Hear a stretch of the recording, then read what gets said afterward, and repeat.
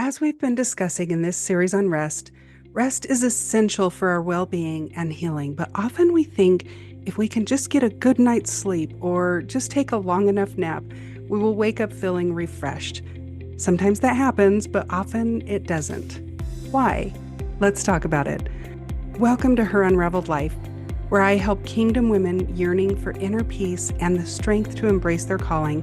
I'm your host, Amy Wadlington, and together we're journeying towards healing, empowerment, and the unwavering faith to overcome and break through. As a certified holistic life and health coach and someone who's navigated the turbulent waters of past trauma, single parenthood, autoimmunity, and chronic illness, I've witnessed firsthand the power of transformation that comes with God by our side.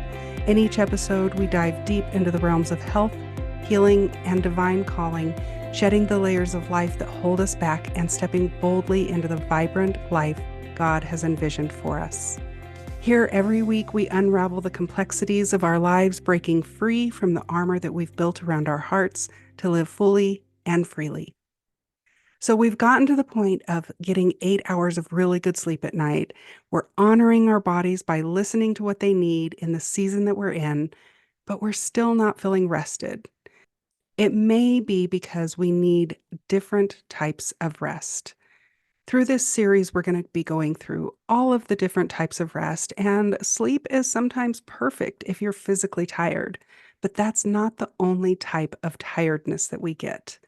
Today, we're going to be talking about mental rest. Mental rest refers to the state of giving the mind a break from constant mental stimulation and cognitive activity. It involves consciously disengaging from tasks, from thoughts, or external stimuli that require mental effort or focus, allowing the mind to actually relax and recharge. Mental rest is essential for maintaining cognitive function, emotional well-being, and overall health. Here are a couple of examples of situations where or reasons why we would need some mental rest after intense mental work. So, following a period of intense concentration, such as studying for exams, working on challenging projects, or solving complex problems, our minds just become fatigued and they need rest. And taking breaks and allowing time for mental rest can prevent burnout and improve your cognitive performance.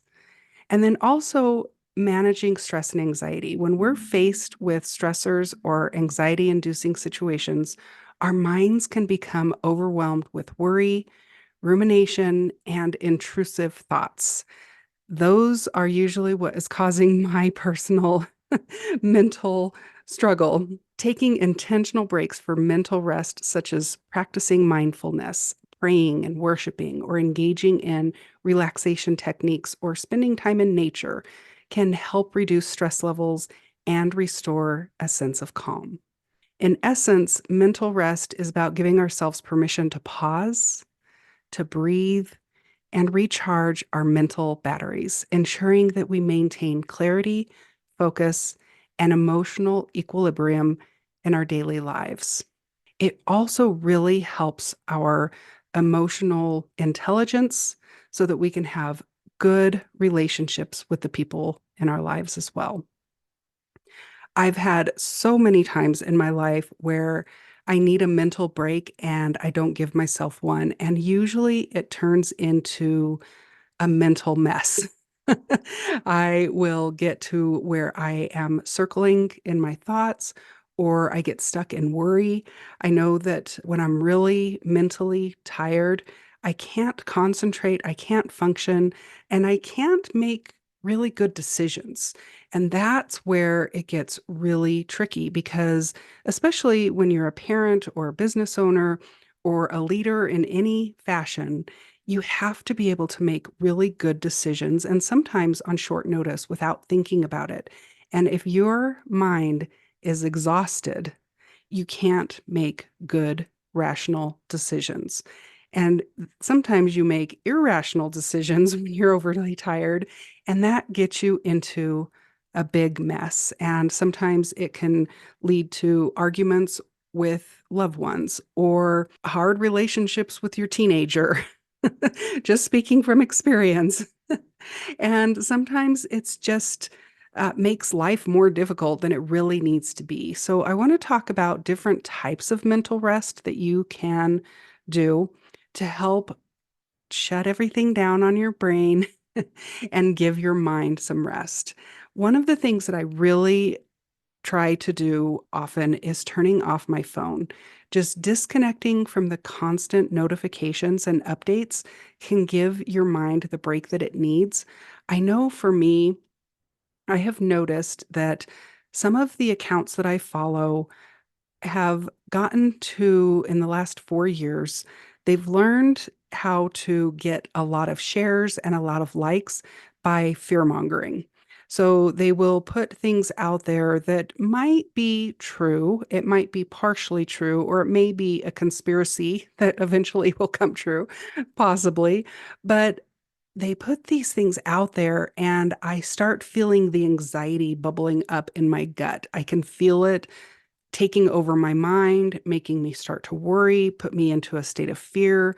I start thinking that I need to go buy a homestead with land and get chickens and goats, probably a milking cow, and maybe some cows for beef, even though I have no idea what I would do with a cow. I have no idea how to milk a cow. I don't know how to raise chickens, and I certainly don't know how to live on the land.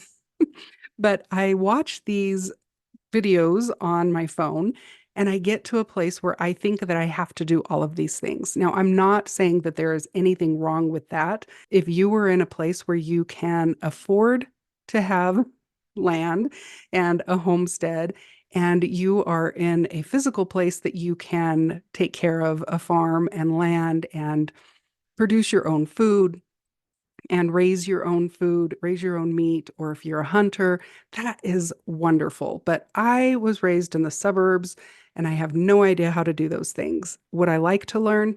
Absolutely.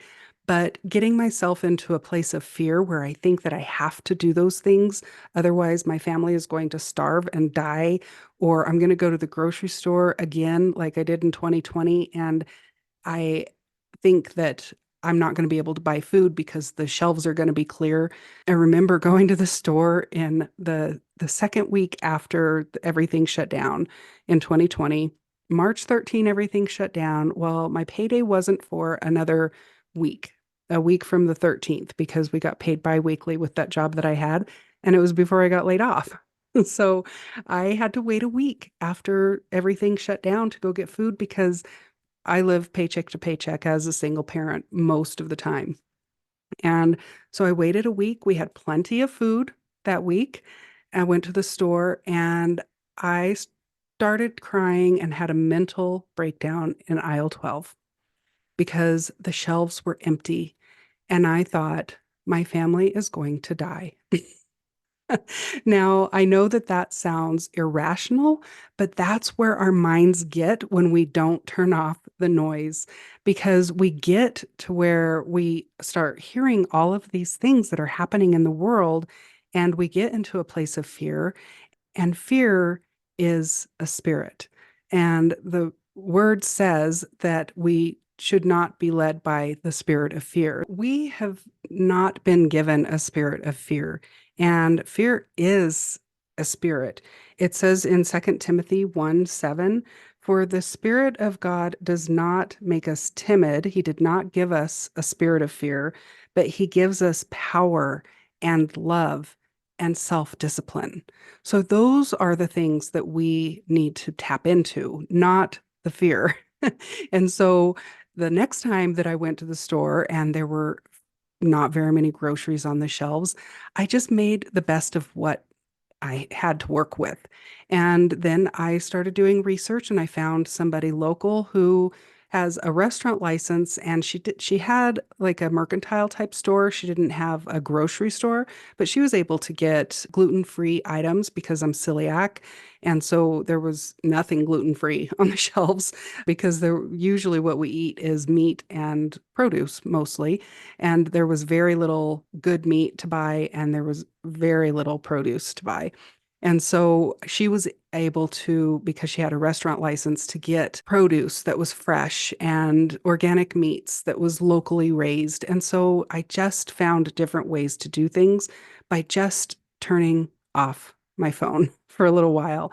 And the second point that you can do is avoid social media and news. And that's what I started to do was I started to just avoid those things.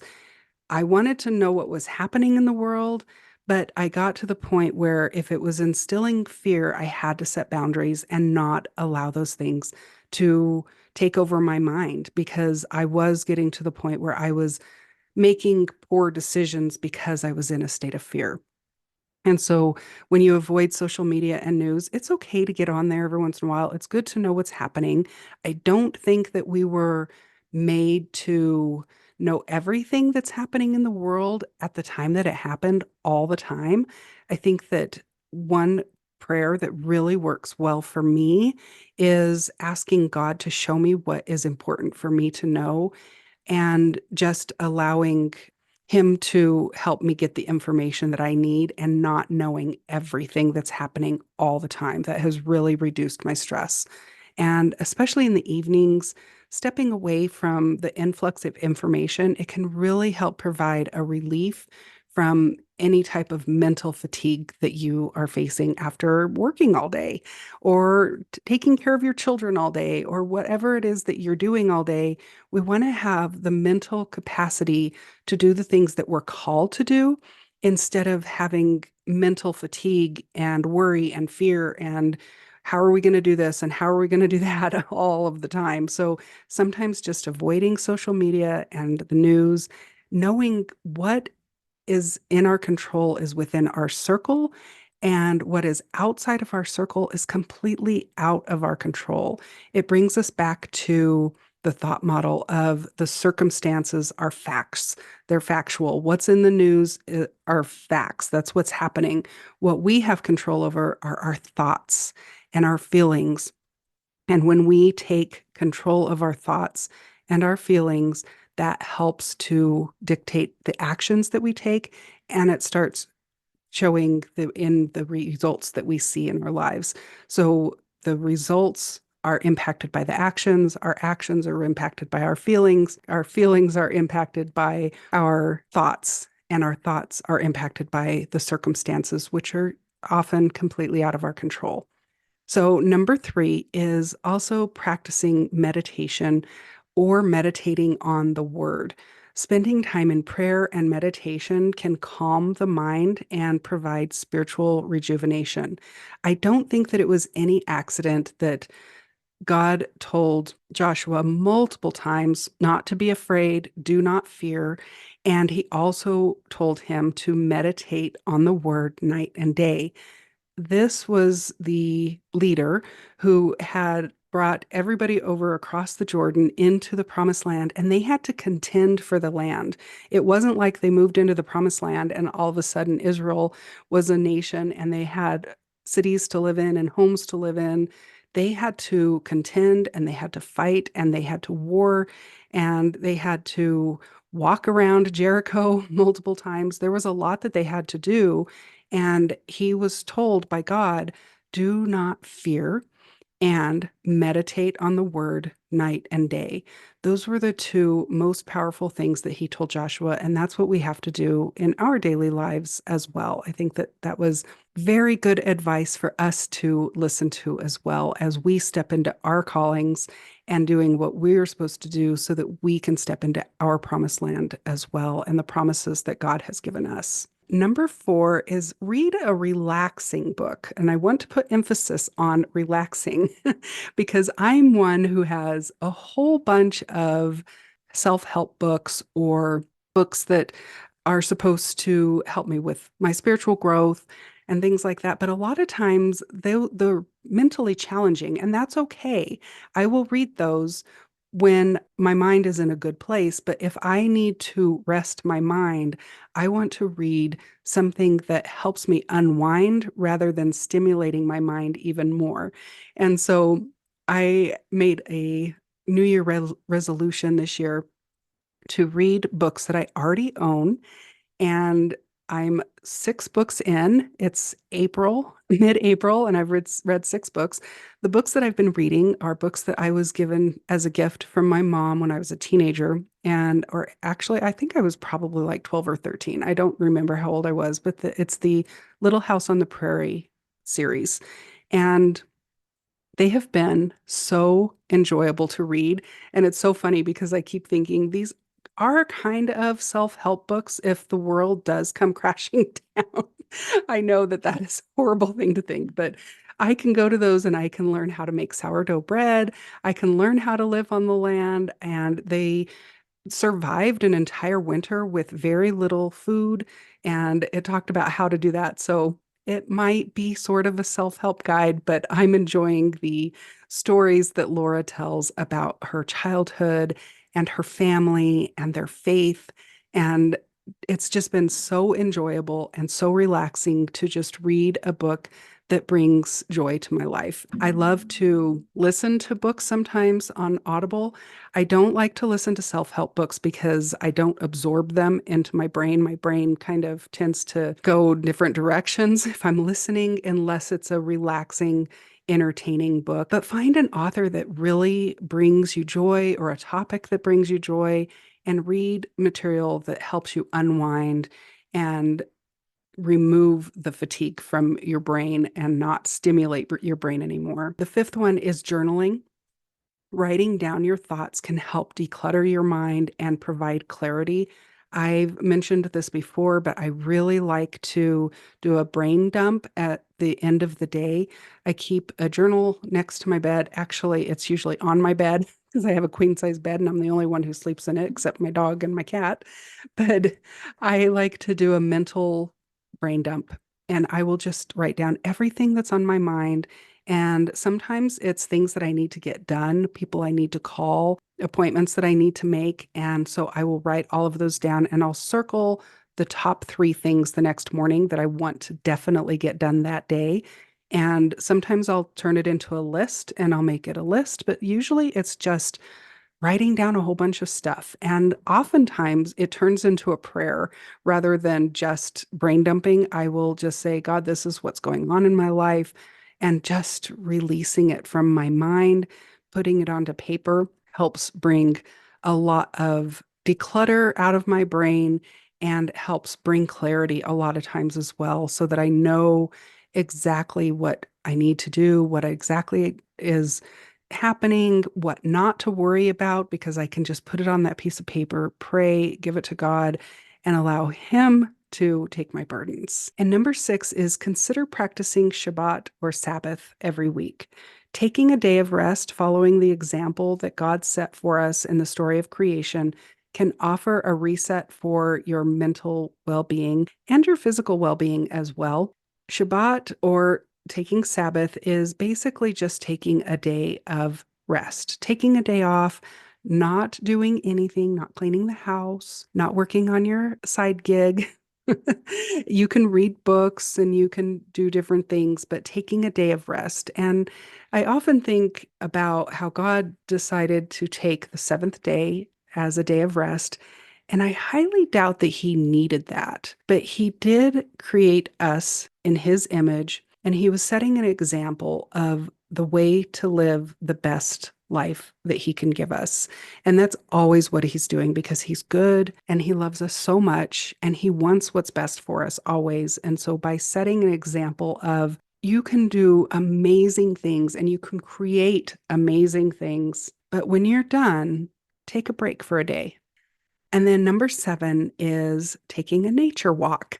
Sometimes spending time in nature can be incredibly restorative for the mind.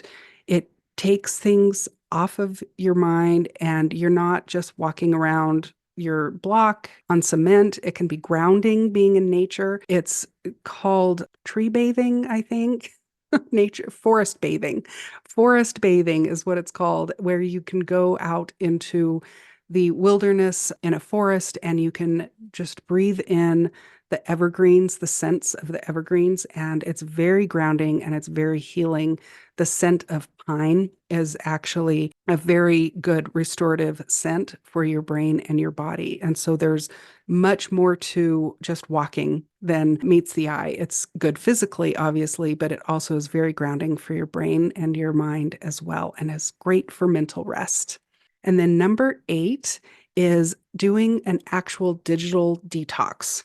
Taking periodic breaks from screens and technology can help reduce mental clutter and stress, and actually physically unplugging Wi-Fi from the wall. If you can do that every night, that actually is really good for brain health and for your mind as well. It doesn't happen very often in my house because I have young adults that live in my home who are on Wi-Fi 24/7 sometimes, but it's really a good idea to just unplug everything and take a complete digital detox if things are feeling mentally strenuous for you at the time. Number 9 is watching a good movie. One of my favorite ways personally to rest my mind is to just watch a really good movie or an entertaining TV show that doesn't make me think. I'm really cautious about what I watch though, because if there is too much drama or too much reality, like true crime, I can't do true crime. But I've gotten to a point in my healing journey that I can feel stress in my body. I am aware of the thoughts and the feelings that I'm having. I'm aware of stress in my body at the time that it's happening. So if I'm watching something and I notice that it's causing too much stress, I turn it off because I have struggled with chronic levels of high cortisol for way too long. And your body and your mind doesn't know the difference between real stress and stress that you're watching on TV. So I just have gotten to the point where if somebody is really mean and they make me feel stressed. I don't like that. I don't like that type of drama. I don't like the mean pettiness, but I like the strategic things that happen, like on Survivor, the social strategies that they take to win the game and things like that. So I enjoy some things that are dramatic, but I don't like the mean drama, true crime, stuff like that. It's just too stressful for me. I recently have been loving the show The Way Home.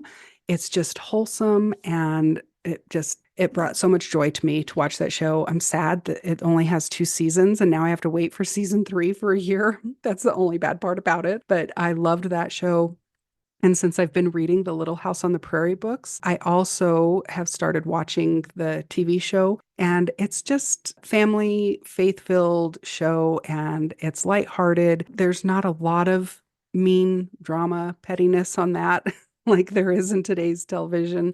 So it's just a heartwarming show to be able to watch, and it brings joy and it relaxes my mind. It allows me to unplug my brain from the world for a little while, and I really enjoy doing that. So, if watching television isn't your thing, that's okay, but I really enjoy watching a really good movie. I love things like The Chosen, the movie The War Room, or some of the Christian movies that came out during that span time with God's Not Dead, The War Room. There were some good ones that came out around that time. And then I am also a Marvel junkie, but I don't like the new Marvel movies very much. But I love the movies that came out between like the original first Iron Man movie and the last Endgame movie. But everything else I'm not a huge fan of, but I love all of those Avenger type movies. Those are just a couple of things that I do to unplug and give my mind rest when it's needed. So sometimes what we watch can make us worry, which is why I have the boundary of not watching true crime shows, because I got to the point where it was causing so much stress in my life when it was just on in the room that I was in, that I had to set a boundary of this can't be on when I'm in the room, or I get up and walk out of the room. I'm not going to make somebody turn off what they're watching, but I cannot do true crime because of the mental stress that it was putting in my life. And worrying can significantly impact our ability to find rest, especially mental rest. To obtain optimal mental rest, we want to be able to set those boundaries and not worry. And Philippians 4:6 actually says, do not be anxious about anything, but in every situation, by prayer and petition, with thanksgiving, present your requests to God. And the peace of God, which transcends all understanding, will guard your hearts and your minds in Christ Jesus. So let's break that down a little bit. It says, first, don't be anxious about anything. He's saying, don't be anxious, but in every situation, by prayer and petition. So we want to take things to God by praying about things that are making us anxious and with thanksgiving. So we want to be in a place of gratitude, in an attitude of gratitude, and in a posture of gratitude, and then present your requests to God. So it's saying, don't be anxious about anything, but instead bring it to God, lay it at the foot of the cross, be thankful for his goodness and his faithfulness and his trustworthiness, and present your requests to him. Ask him to take these burdens away from you, and he will be faithful in doing that. And then verse 7 says, and the peace of God, which transcends all understanding. We can't even understand or comprehend the peace of God. That peace will guard our hearts and our minds in Christ Jesus. And so that is where we go when we get into a place of worry and constantly circling our thoughts, going into exactly what it says in Philippians 4:6-7. And then we also want to consider forgiving people or forgiveness, because that can actually bring mental rest as well. When we hold on to things that other people have done to us, or we stay in a place of blame, we cannot rest mentally. Forgiveness is a powerful tool for finding that mental rest and clarity, releasing emotional burdens that are not ours to carry. It says in the Bible that God forgave us, and therefore we are to forgive others as well. And holding on to grudges and resentment is going to keep your mind stuck in a cycle of negative emotions, contributing to mental unrest. And until you can get to a place of forgiveness, you can't get out of that unrest, that mental unrest. And by practicing forgiveness, we can let go of the past hurts. And it doesn't mean that we are saying what the person did to us is okay, or that we're going to necessarily allow them back into our lives, but we are saying that because God forgave us, we are choosing to forgive them. Sometimes it's a daily practice, depending on the nature of the offense that happened. When we get into a posture of forgiveness, it frees us from the mental weight of resentment, and that helps promote inner peace and emotional well-being, which helps bring that mental rest that we so desperately need. And so I just want to go through a couple of tools that I've already mentioned, but on a couple of these, but they're tools that are going to help reduce worry and those circling thoughts. We talked about gratitude, being in gratitude, and we talked about forgiveness, but we also want to look at visualization. Proverbs 29:18 teaches us that where there is no vision, the people perish. By engaging in guided imagery or visualization with the Holy Spirit, it can align our thoughts and our aspirations with God's visions for our lives. And as we visualize ourselves in his presence, surrounded by his peace and his protection, it helps us find refuge from the storm of life, all of the worry and the anxiety, and it helps bring that peace beyond understanding into our lives. And we can trust that he has a plan for our future and that he is good. Sometimes just closing our eyes and visualizing that he is right there, holding your hand with his arms around you, and he's got you. Visualizing your future, that can help bring some of the mental rest, removing some of the worry as well. And then grounding techniques, you can go for a walk, like I said, doing the forest bathing, or go outside in your backyard barefoot. That's grounding as well. In Philippians 4:6 that we talked about already, it says not to be anxious about anything, but in every situation, by prayer and petition with thanksgiving, Present your requests to God, and the peace of God, which transcends all understanding, will guard your hearts and your minds in Christ Jesus. And grounding techniques such as deep breathing and mindfulness help us to anchor our thoughts and our emotions in God's presence, allowing His peace to permeate every aspect of our being. And it helps to really ground us when we are meditating on a verse such as Philippians 4:6, where we just keep repeating. I got to a point in my life where things were so stressful. I just remembered the key points of the verses so that I could memorize it. But I would remember, okay, he says, don't be anxious about anything, be prayerful, be thankful. Present your requests to God, give Him your burdens, and He will give you peace. I just shortened it so that I could remember it. And it really brought grounding into my life and helped remove a lot of the worries that I had. I've mentioned this a couple of times, but this is really important, and that is setting boundaries. Jesus often withdrew Himself to be alone and to pray and to recharge, like in Luke 5:16.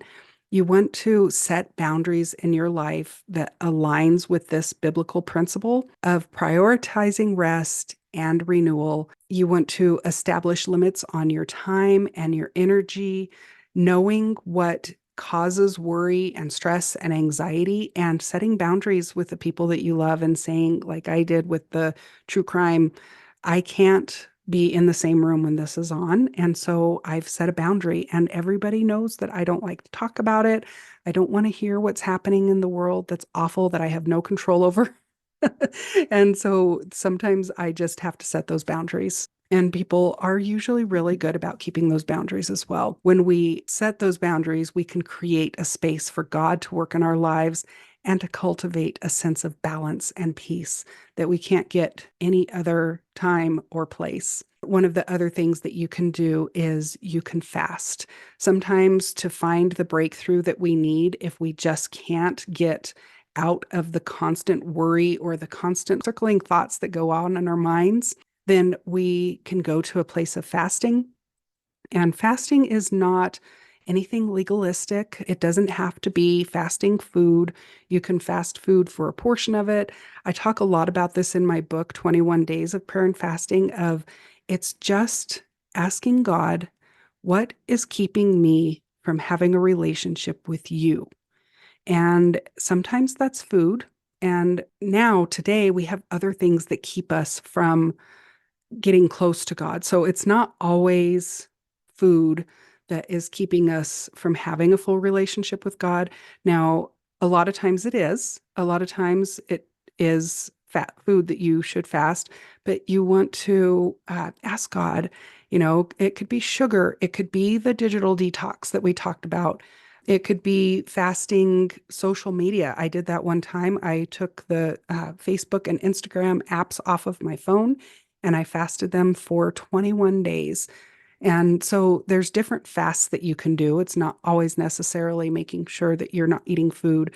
Highly recommend that you get my book because I walk through 21 days of prayer and fasting, and it goes through different lessons of what God brought me through a time of fasting and praying. And it was actually the time that I was fasting Facebook that I wrote the book, because it was what God was working on with me and with my heart every single day over those 21-day period. So fasting is a really good way to get the breakthrough that you need if you're not getting the mental rest that you need doing some of these other things that we've talked about. So, in summary, finding mental rest is essential for our overall well being. It requires intentional effort and practice. It's not going to just come by going to sleep at night. Unfortunately, it has to be very intentional. And you want to incorporate the biblical principles and practices into your daily lives, because that can help effectively manage the worry and the circling thoughts that promote mental rest and cultivate a greater peace and resilience in our lives. So I want to be sure to invite you to join me for future episodes as we continue to explore the different types of rest and the profound impact on our health and spiritual journey each of them have. If you're enjoying this podcast, please be sure to hit follow and also leave a review. I would love to hear your feedback about what you've been enjoying the most and what you would like to learn more about in the future. Also, if anyone came to mind while you were listening to this, or if somebody came to mind just now, maybe it was a nudge from God to share this with them. So I just want to encourage you to hit the share button and share this with anybody who may have come to mind for you. If you haven't already, please be sure to join my free Facebook group. All women are welcome. It's called Her Unraveled Life, and I will put a link in the show notes so that you can go right to it. Thanks again for listening, friend. Until next time.